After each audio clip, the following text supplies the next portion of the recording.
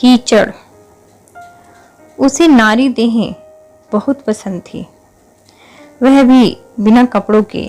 हर दिन उसे खेलने के लिए एक नया जिस्म चाहिए था।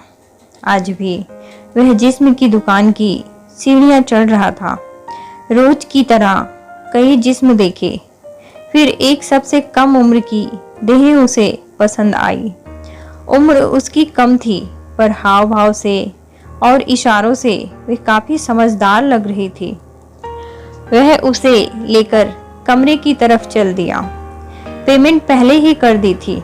कमरा भी ऐशो आराम वाला था, क्योंकि उसके पास पैसों की कमी नहीं थी। वह लड़की से बोला, तुम्हें आज पहली बार देख रहा हूँ। हाँ साहब, कल ही मेरा सेठ मुझे यहाँ लाया है। अब देर मत करो साहब, दिन में 10 कस्टमरों का कोटा पूरा करना है। यह कहकर उसने अपने शरीर से दीवार बन रहे कपड़ों को अलग कर दिया। वह किसी भूखे कुत्ते की तरह झपट पड़ा, जैसे उसकी आत्मा वासना के गंदे सागर में मिलने के लिए बेताब थी। थोड़ी देर में उसने अपनी मृग तृष्णा शांत कर ली थी।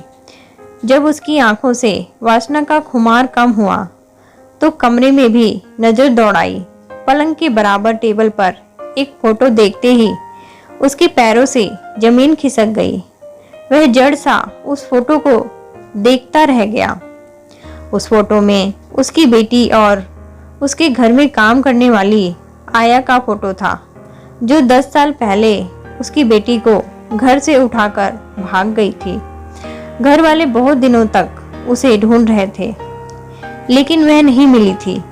उसने टूटते हुए थरथराते शब्दों में पूछा, ये फोटो किसका है?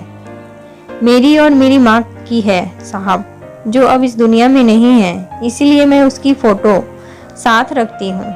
क्या तुम्हें याद है पहले तुम कहाँ रहती थी? नहीं साहब, होश संभाला तो यहीं कलकत्ते में ही हूँ।